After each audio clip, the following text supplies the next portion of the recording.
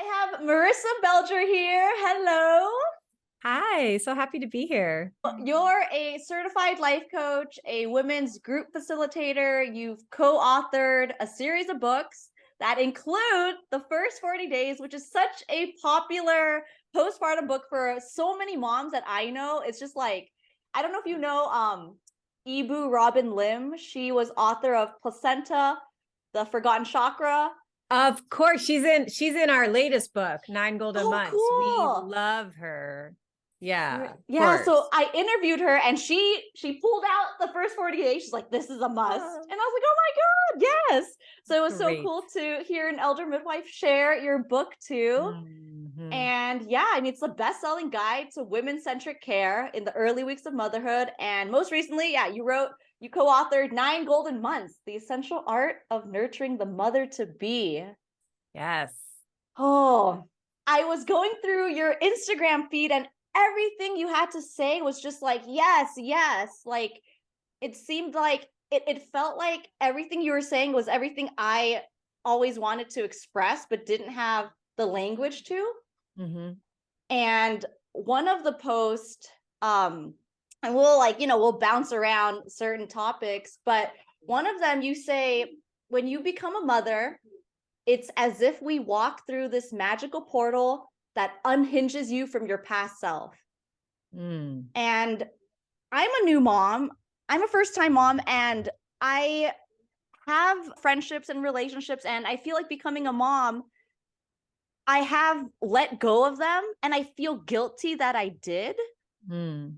but I'm not the same person who I was.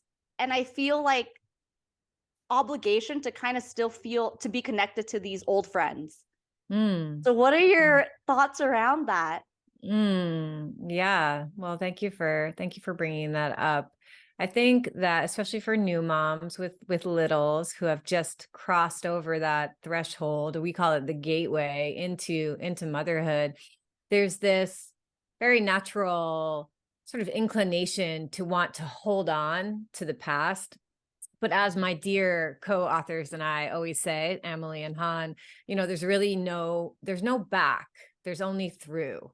So we are constantly evolving and changing and growing, and motherhood is one of the fastest tracks to personal evolution. So this is all to say, I personally, when I hear the word obligation coming from a client or any mama that's sitting in front of me, that's a red flag for me. That's just, you know what? Let me rephrase that. It's not a red flag. It's information.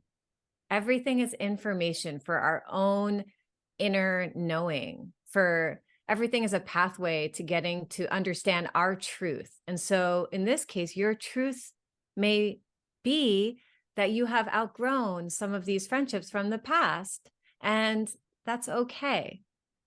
Everything is okay if it's handled with love and with goodness. And what that means is by reminding yourself of who you are. So you can check in with your own heart. Okay, who am I? Oh, yeah, I'm me. I'm good. I'm a good person. My intentions are good. So if some of these friendships are changing, that's okay. So it's tending to yourself with gentleness and compassion and understanding that it's okay to change. I mean, we could talk, Mm. each one of these subjects is vast. So you tell me Mhm. how deep you want to go into each one. Yeah, no, that's Yeah. really great and helpful. Yeah. Yeah, well, I want to hear about you and your journey and how you became a certified life coach, a women's group facilitator. Can you tell me about your journey? Yeah. Thank you so much for asking. This is my favorite stuff to talk about in the whole world. And basically, for me, it was a very natural progression. So after writing with my co-authors, Han and Emily, we call them like the three babies in our family. First 40 days is our first child, our treasured first child, as we know. And then we have Awakening Fertility and then Nine Golden Months. And after, I would say during the writing of Nine Golden Months, which happened during the lockdown in the pandemic, we have 6 kids between us. So we were homeschooling, writing this book. And I think the pressure of trying to juggle all of that brought forth something that I had been feeling for a long time, which is that I really was feeling a calling to get out from behind the screen, metaphorically, because we're still in the screen, and start working directly with the women that that I had been writing for, that we had been writing for all these years. It was a call to directly connect with women who are, I just adore supporting women. And motherhood is one of the most profound and potent times. It's really like a sort of alchemical process is happening. I was thinking when you were introducing me and telling me a little bit about your experience, that it's almost like our DNA gets rearranged.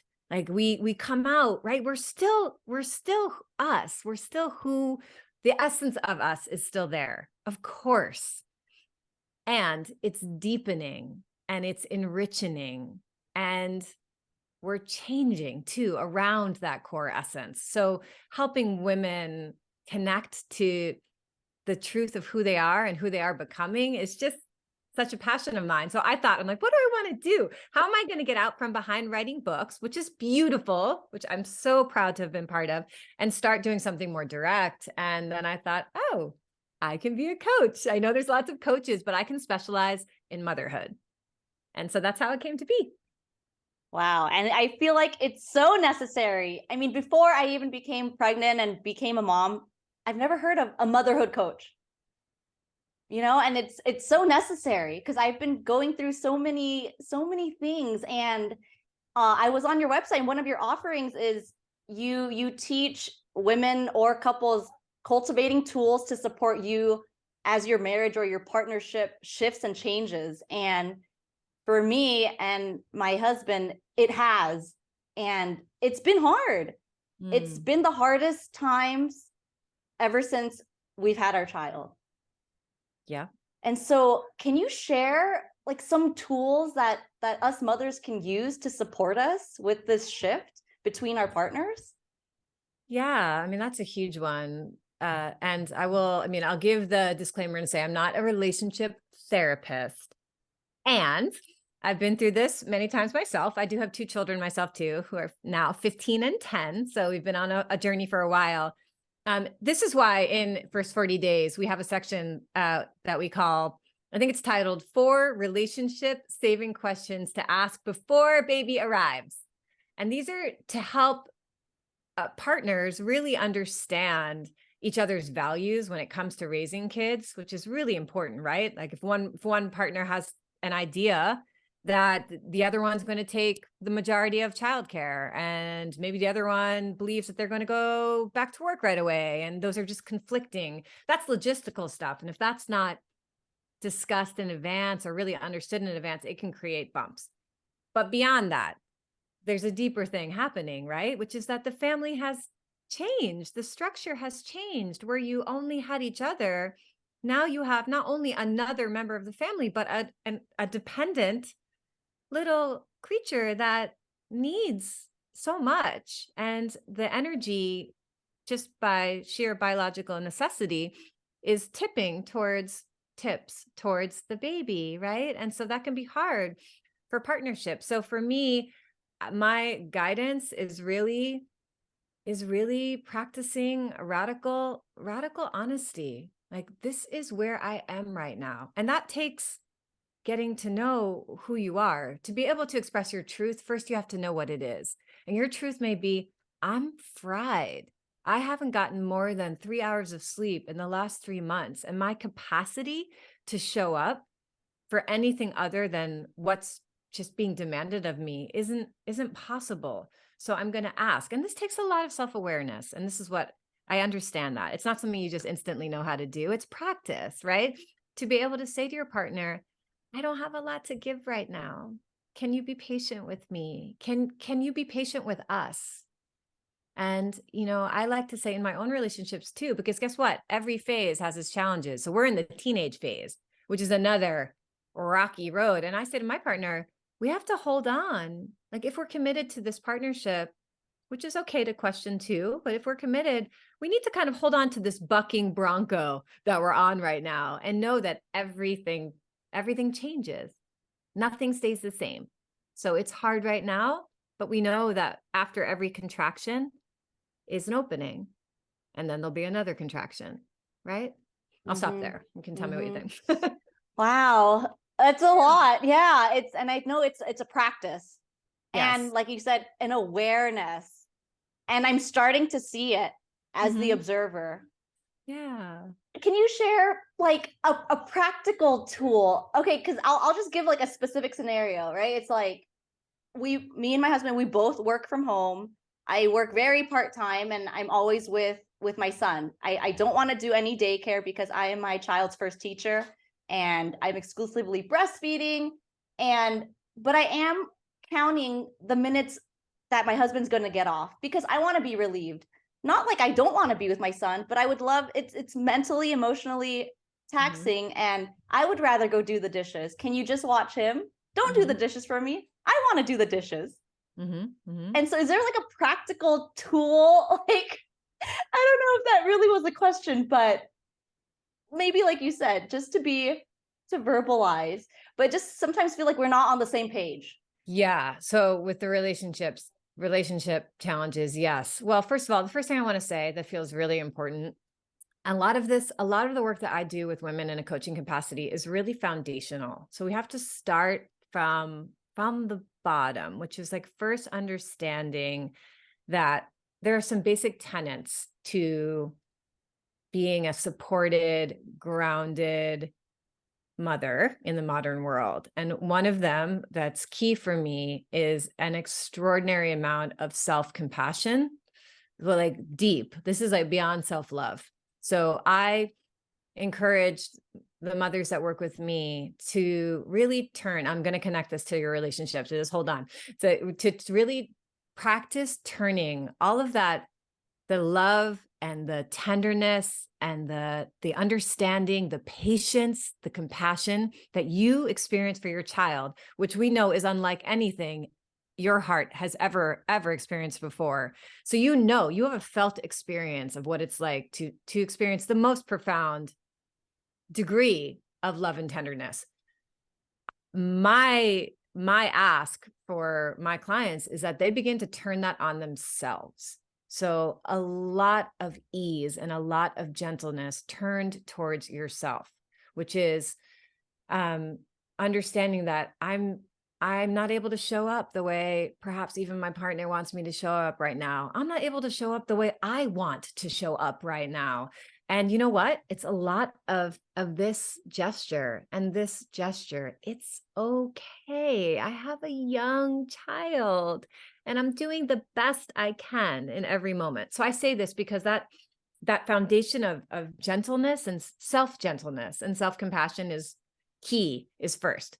The second thing, which can connect a bit more to what's going on in your relationship too, is understanding that as mothers, we exist in multiple realities. And this is something you'll hear me say. It's definitely one of my shticks, and I stand by it. Like it's this and this, right? And we see it even in how we feel about our children. You said it so beautifully. I want to be with my child all day long, so much so that I'm willing to juggle working at home, having him on my boob. I'm doing an interview with him on my boob. I'm like a master multitasker because it's so important to me that I be there for him during these really tender, essential years. And I cannot wait until somebody that I trust takes him out of my arms for, right? I'll even do the dishes. That's a break. That's like a mini vacation even, right? So that's multiple realities. So that can be applied to your relationship too. It's really, really hard right now. And we came together because we fell in love. We made this beautiful child together. We're in this unbelievably tight pressure cooker of parenting a very young child and working, right?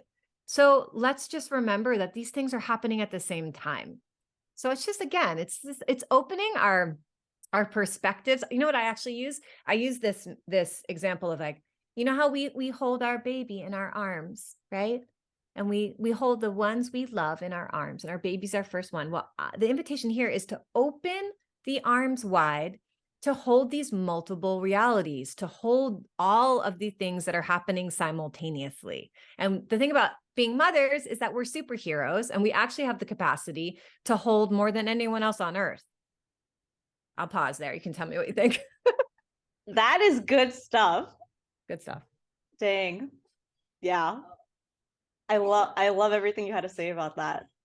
Oh, good. How Yeah. you were able to verbalize that for me Yeah. and find the language. Yeah. Good. Yeah. Mm. Mm-hmm. Oh yeah, that's all I have to say with that. Did you want to touch on something else? I mean, just to reiterate, let's just really bring it home for anybody's watching, especially all the mamas that are watching. Self-compassion. So this is like, to me, this is beyond just like generic bumper sticker self-love, like a mug you buy to say self-love, whatever. Okay. Lovely. Yes. But we're talking about like a practical application of turning the energy of compassion and gentleness and ease on yourself. So I just really want to bring that home. So everything, when you start to feel that, just that fractured, like ragged, exhausted, like no capacity, partners asking for something, whether it's energetic or literal, like a task that you just can't or don't want to do.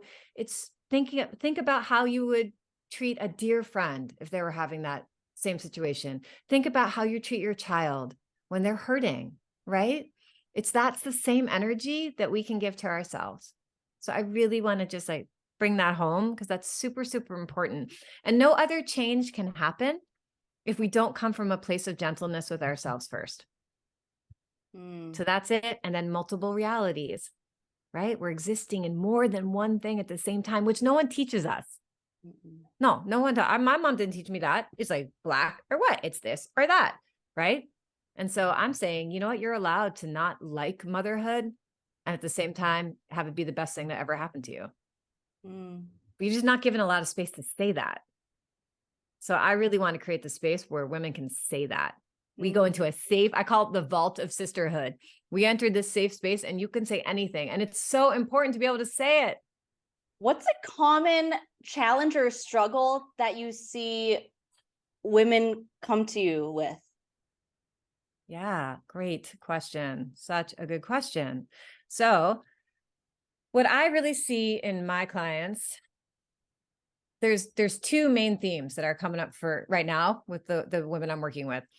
So there's one category of client, which is a woman who wants to start a family, feels clear in her heart that she wants that, but is really slowed down by fear of leaving the life that she's had behind, which is how you open this so beautifully, our conversation today, which is that, right, the old friends or the old ways of being. What's going to happen? Am I still going to be the same person? We know the answer to that. No, not really. No. And yes, the heart, the essence of who you are is still coming with you into motherhood, right? If we see ourselves walking through that gateway or through that portal into motherhood, I'm looking through my doorway here. You're taking yourself with you with the understanding that things are going to change. So I do a lot of work with helping women understand what is it really that they're afraid of when it comes to being ready, and how ready is ready. What kind of percentage do you need to be able to tip over? Is it 85% ready? Is it 100? So we look at that and we look at all the things that could be getting in the way and why, and see how legitimate they are. Again, another key tenet for me, like if I should have these up on my wall, right? With the gentleness, right? And the multiple realities, being in service to your truth.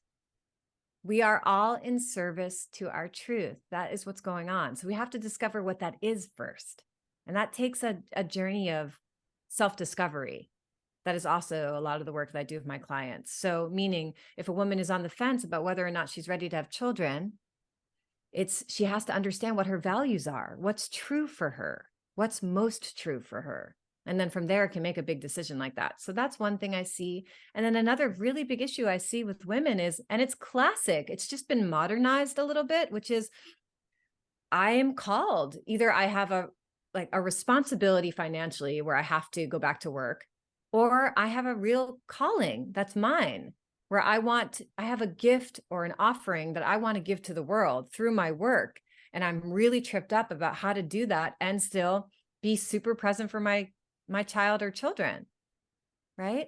So looking at where are the lines, where can I give, where can I let go? So if I'm holding on really tight, to full-time mothering, but my heart is actually starting to not just like whisper, it's actually starting to yell. Like, it's time for you to give yourself into the world. How do I balance that? So that's a very big theme right now. Yes, because I did see on your coaching, create a work-life balance that's legitimately balanced. Mm-hmm. Is there a tool or tidbit you can share with that? Like, just like you were saying, as something is calling to us, because I have been trying to figure it out, and it's either I let it go and not do anything, whether it's, trying to keep up with social media for my business that I want to grow for 2 weeks and just shutting that off, tending to my son, or it's back on and I can't. Yeah. Mm-hmm. Yeah, I mean, that's completely natural. That makes so much sense. So my stance on all of this first is that I think it is, I mean, it's not acceptable for the world to miss out on all of the incredible gifts that mothers have to offer beyond just raising beautiful, healthy, wonderful human beings that are also going to make the world a better place. So we don't want to miss out on what you have to offer. Just look at this right here. I can see, I was like looking at your YouTube channel, so beautiful, such amazing content. I can imagine being a young mother and being able to access this. What you're offering is really important. So when you think of it from that perspective, your care and your reach extends so far beyond just to your child, which brings us back to multiple realities. So your child can be your priority, and simultaneously, we can figure out ways doing the best that we can. And some days that looks like, some weeks, it looks like big bursts. Some weeks, it looks like smaller ones. The whole time, like, it's okay. It's okay that I haven't updated my social media. I'm doing the best that I can, and I'm going to get to it when I get to it. And when I get to it, it will be the best that I can do. And how amazing that I'm doing it at all.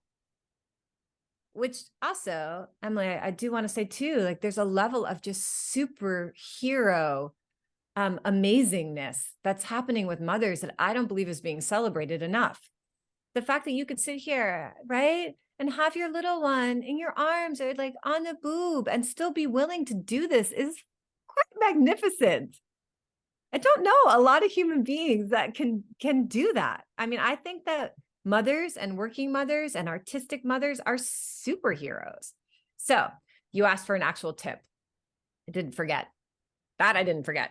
So the tip I have, and it may sound a little heavy upon just when you first hear it, but it's something that I invite you and I invite mothers to just try on. And it's like trying on like a beautiful shawl, right? You just like wrap it around your shoulders and you're like, does this feel good? Do these colors look good on me? No, that's your prerogative, right? We all have our choice. We try it on, we see if it works or not. Is to practice spending time with the concept of loss. And what I mean is that motherhood is inherently wrapped around loss. And loss doesn't have to be, the more time we spend with it, a big, terrifying thing. It's actually just a fact of life. Things are changing. So we're losing the way things were as we step into what they're becoming all the time. Our children, right? You can just watch it in your child. Tiny baby, needs you 24/7, right? Growing up. I'm not sure how old your child is, and then like toddler, and then older, and then now, right? And I have a teenager. And you get to just see, like, I can gently mourn. And I really do use that word because I think we can reclaim it, the tender baby days. And in doing that, in actually allowing myself to feel that loss of what happened and what's gone, I make room for what's showing up now. So I connect that to women going back to work or women making space to offer their gifts with the world, right? Because we do have to let go. We have to lose a bit, right? Of maybe that one-on-one time with our child to be able to also do something quite noble, which is offer ourself, our gifts to the world or to our family in a different way as well. you know? Mm. I'll stop there. Yes. It's okay. It's okay for it to feel tender, you know? Thank you for that. Yeah. I saw that you co-parent Hmm. your two boys with 5 other adults. Correct. Can you share with me, like, I mean, I don't have experience with it, but like what you do, perhaps for other moms who are co-parenting, what does that look like for you? Yes. Thank you so much for asking that. This is definitely another huge passion point for me, is really supporting the concept of healthy, thriving modern families. So I'm co-parenting with my two children have two dads, and they're partnered with other people. And so there's 6 parents, and we're all raising our children. We're not in different homes, but in the same geographic area. And we're raising our children with the same values and with an incredible amount of connectedness. So we're all dear friends. We do all of our holidays together, every birthday. And beyond that, we want to be together. We're actually trying to find grandma to hang out with the kids so we can all be together. And we could speak about this for a long time. It's a rich subject, but I will say that getting to a place of ease and peace and understanding with people that you were once in a romantic relationship with takes a lot of patience, a lot of willingness to be in like very deep communication. So we're talking about just to get to where we are today. It took a lot of work and a lot of willingness to not be right, a lot of trust. And that trust is built and earned. Trust that my children have a path with their fathers and with their step parents that's beyond what they have with me. That's theirs. And as much as I can get out of the way of what's happening there to allow them to have their own experience, to me, that's the best thing I can do for them. And that does require trust. It requires trust, very deep trust in my co-parents, which I have, which they've earned through time. And then in a place of like peace and happiness, which is where we are now, it requires an extraordinary amount of communication, calendar managing. I mean, it's a very complex ecosystem that we all tend to and feed and nurture. Yeah. Has there been moments where you've had to renegotiate terms, or things that you've talked about, or like that? And also, was there a moment where one of the parents had a different view of values or beliefs, and how did you all approach it? Like, do you guys all have a therapist together, or what? Yeah, these are great questions. Thank you so much for asking. I love this. I do think we could actually do an entire episode on just parenting and co-parenting, because it's a very common thing right now, and a lot of people struggle. There's a lot of struggle. So the short answer is very, very fortunate to have shared values when it comes to like the fundamentals of how we want to raise our kids. There are some parts where maybe I wouldn't do it like that. It would come up. And I think I have learned the art of really surrendering. I can't tell you, more than anything, this modern family has really taught me like the art of when to push and when to let go. And like I said, like really understanding that my kids have a path with their dads and with their step parents that's different than what they have with me has been really useful. And honestly, Emily, it's from a lot of personal work too. It's from decades of working on myself to really get to a place where I could feel confident enough inside of myself to let go. And it's your children, the hardest thing to loosen the grip, you have around your kiddos is pretty deep stuff, and a lot of practice, put it that way. a lot of practice. Oh yeah. I feel like it always starts with our internal work, because Everything. our children will bring it out when we have our children. Yes. You got it. Mm-hmm. Always. So before you co-authored these three amazing books, what were you doing before this? Because I saw you studied journalism. You were in journalism for what, 25 years? You're a copywriter. Yeah. So I was always a writer and editor my entire career. So I was a journalist for a while. I wrote for magazines and newspapers, always in the realm of like health and wellness, which is not surprising. I was always attracted to like how to be a healthy, vibrant woman, really, too. I'm always very attracted to women's health. And I was also a ghostwriter. So I would help people write books, which is also still a big passion of mine. I still occasionally take a book client. I will help someone who has a book idea that lives inside of them. It's basically like a midwife for a book idea. Help them bring that idea into the world because there's so many incredible ideas and not everybody's a writer. You know, there's brilliant human beings who just writing's not the way they express themselves. So I was doing that kind of work when I received a phone call from Emily, who said, "I met this amazing woman, Han, and what do you think about this book idea? And what if we did it together?" And I was like, "Yeah," because it can be very solitary writing books. And the thought of doing it in a collaboration was incredibly exciting to me. I was like, "Oh, wow, we could write and be a team and bring women together." And that's what we did. Yeah. That's awesome. So are you facilitating women's groups in person right now and online? Yeah. So I just did a workshop I guess last weekend, which is incredible, at a women's retreat. It was fabulous for moms. And it was all about self-trust, the importance of building a relationship of trust with yourself, especially in motherhood. So I have women's gatherings in the Bay Area where I live here.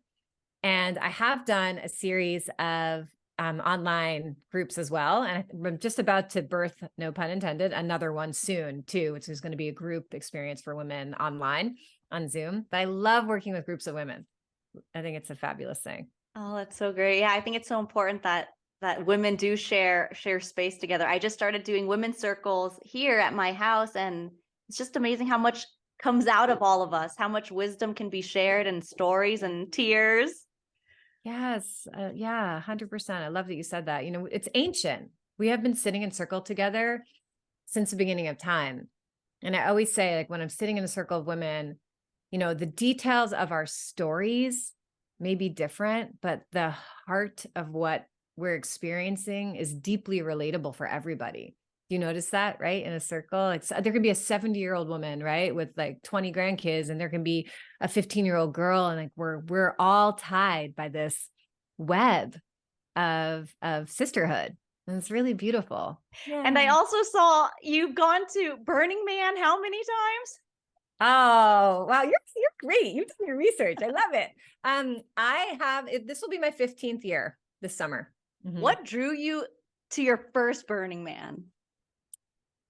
Yeah. A deep call to experience, I mean, freedom and expression and art on the biggest canvas that pretty much exists in the world. Yeah. Have you been? I have never been. Oh, yeah. Bucket Yep. list item. Yeah. Yeah.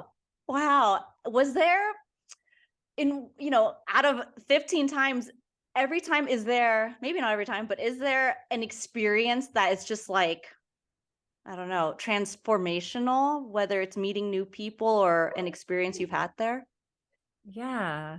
Again, I love your questions. It's really so exciting when someone asks beautiful questions. I love it. So yes, and I'm going to bring this back to motherhood because I truly believe that, especially, so my oldest child's 15, and I actually met his dad at Burning Man, and I've been going every year pretty much, except for my pregnancies.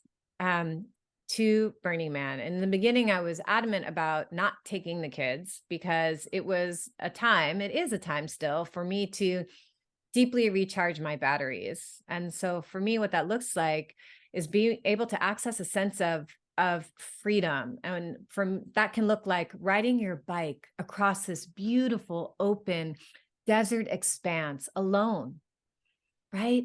in either like at dusk or super early in the morning. I mean, what mother gets a chance to just be free, to just be unburdened? There's a sense of like unburdening that happens, I think, for a lot of people there. That's why it's so magical, and 80,000 people are onto it. It's not really a secret anymore, but especially for the mamas, right? You cross over and you just get to be free and also get to express yourself in ways that domestic life, frankly, doesn't offer. Making school lunch every morning is not very exciting some days, right? So it gives you a chance to just try on something different, and literally try on something different. You can be wearing your most fun, expressive costumes and clothing, and get to revisit or meet again parts of yourself that just go super dormant sometimes in motherhood, which can be playfulness, sexiness, right? Strength, power. These are aspects that really can get pushed aside during motherhood. And so Burning Man for me, but it can be travel, it could be expressing yourself through art. There's so many ways to tap into it in motherhood, and that's just one of the ways for me. That's a great reminder on what's been pushed down after becoming a mother. Yeah. So now, do your kids go with you? I mean, are your kids going with you to Burning Man? We have taken my older son once. He loved it. It was fabulous. We had wonderful community of parents and kids, and it's actually a playground for children too. Wonderful adventures and trampolines and crazy bike rides and amazing, funny human beings you get to meet. And it was great, but unfortunately it doesn't work well with the school calendar. So they've only been once, and my little one's now really asking me. He's ready. I had a rule that you have to be 10. So he's 10. So he's like, all right, let's do it. There we go. So we're getting ready. Probably not this year, but probably next year. Okay, great. Yeah. Well, Emily, I would like to add one thing, if that's okay. Yeah, just in relation to all your fabulous questions too. So when I say, there's parts of us that get sort of pushed down. So this is the essence of who we really are. So again, multiple realities. We're changing. Motherhood changes us in so many ways. And there are parts of us that are everlasting, that don't go away, just get ignored or aren't nurtured, And so a lot of the work that I do in a coaching capacity with mothers too is to help them. When I say get to know their truth, another way to say that is to really understand their personal values. Like, what are your values in life, right? And a value for me, just as an example, if you brought up Burning Man, is freedom. It's a personal value. It was there before kids. It was there during, is going to be there after. And so whatever that means to me, being able to touch into that value is essential. And values can be anything, right? They can be creativity, they could be security, they could be connection. There's hundreds of values, right? And taking the time to get to know yours is, I think, essential, because it'll help you see how out of alignment am I with what's real for me, even inside this pressure cooker of motherhood. And what can I do to get more aligned, right, with what's real for me? Just wanted to mention that. Thank you. Yeah, just recently we took a family vacation for Bjorn's first birthday, and it's been, I haven't gotten a massage for over 2 years, and I finally got it. And it was really nice to just have that 45-minute. I mean, I even had to try very hard to stay present, but it was really hard to walk away from Bjorn and his dad, and saying like, okay, I'm leaving, I'll be back. And then I really focused on just being present and the touches during the massage. But I realized it was something that was very needed, even the touch. Yes. Right. Because all of your energy, right, especially with young children, is just going out, right? Out. So anything we can do to recirculate that energy and bring the sense of tenderness and care towards ourselves is really, really important. And it takes practice. It'll get easier, to be able to walk away for 45 minutes, go walk away for an hour. We can stretch it out, right? Slowly with practice, and notice what feels okay and what doesn't. You have so much great wisdom. I appreciate Oh, you so much. oh, you too. Your questions are wonderful. I'm so happy that we met. Yeah. Are there resources or teachers that have guided you through this journey Oh, of life? yes. 100%. No, absolutely. So many. I mean, I can name a couple. I don't think at all that we can do it alone.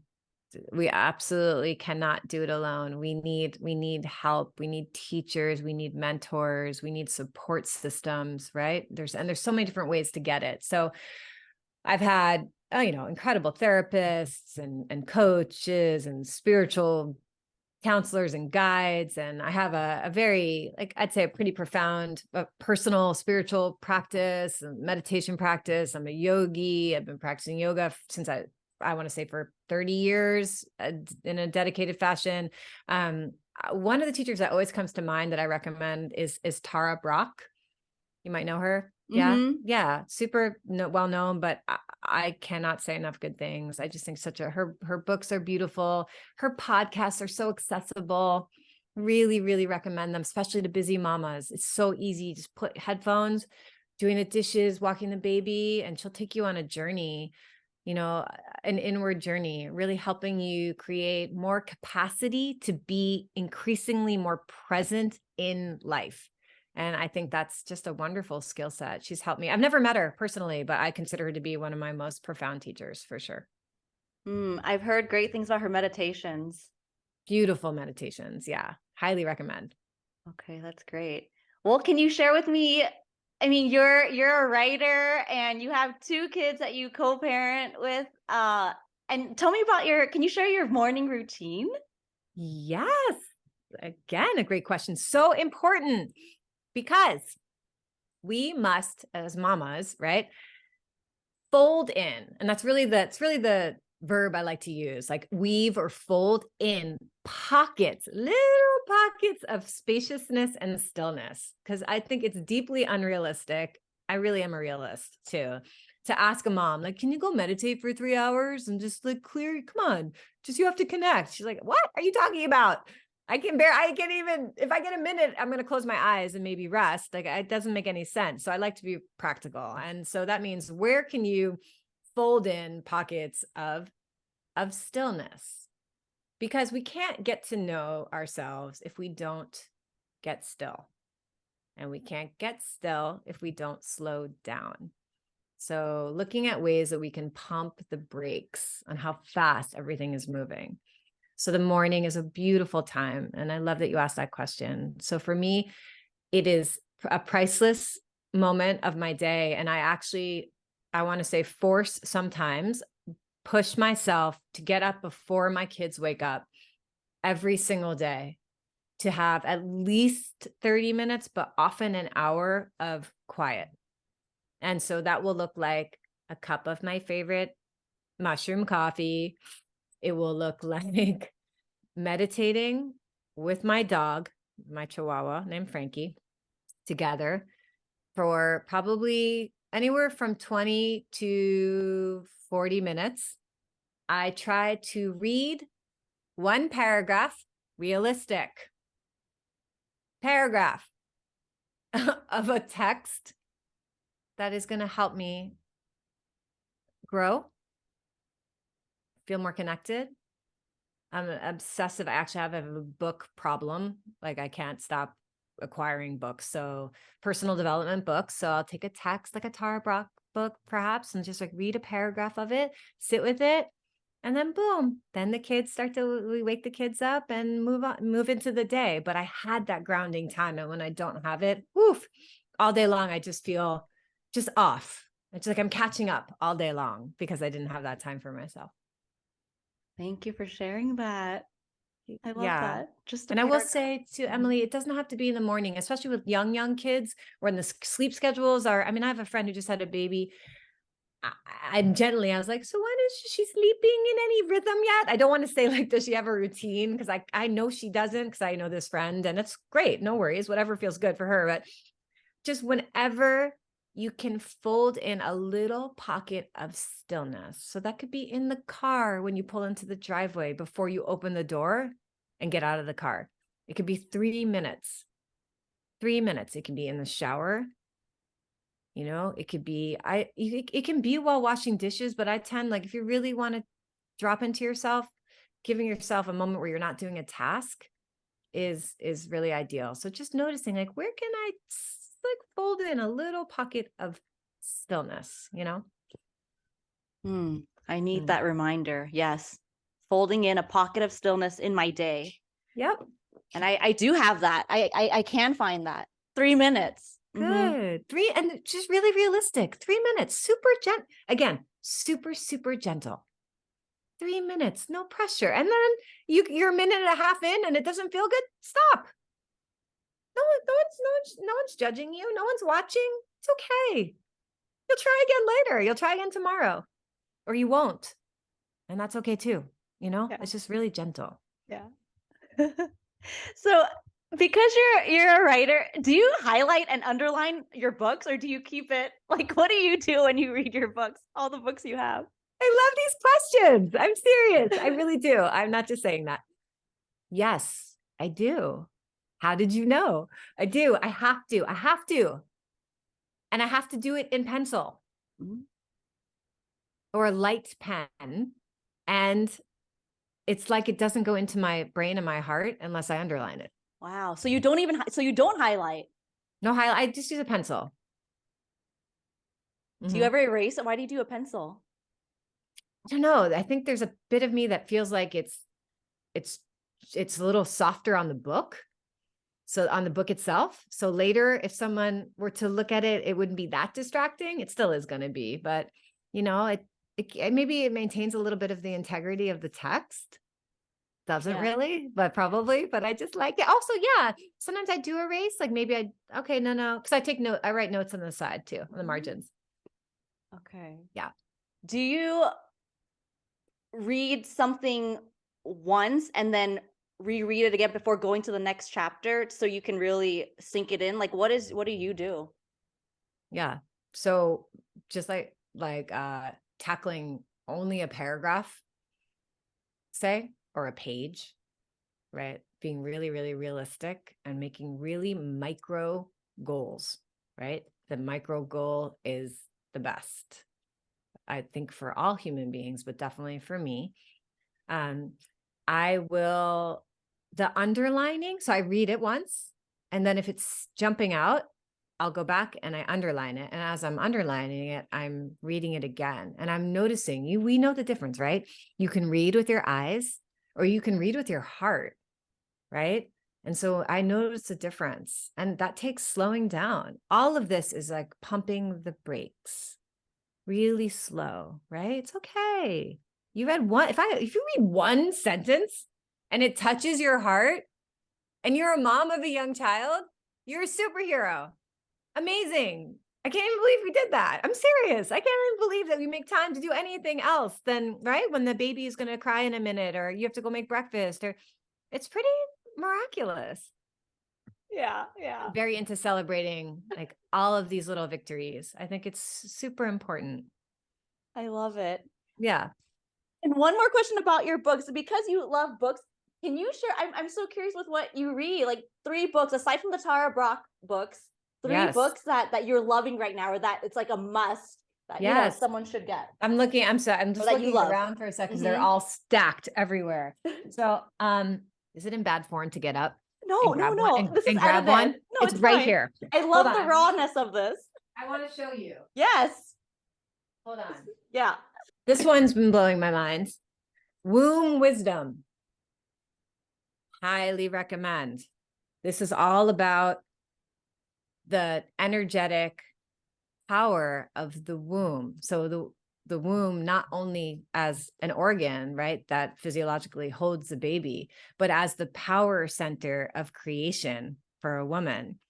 And being able to bring energy and attention there is incredibly uplifting and affirming, and can help a woman really make choices in her life and come back to herself. I'll just say that much. It's very, very beautiful. Highly recommend. Okay, I love that. Good old I womb don't have that wisdom. book. Okay, good old womb wisdom. Womb wisdom. Good old woman. The other one I'm reading is Letting Go. Oh, yes. Oh my God. Okay, so You reading this Cody, too? my husband, when we first met, he got me that book, and I think I read a sentence, but I have it. Great. Wait, is it David Hawkins? David Hawkins. Yes. Yeah. Okay. Yeah. Good. Yeah. This is dense. It's dense. I will say. So I understand. I'm still working through it. I'm halfway through. It's like, this is like bites, but I really appreciate the sentiment.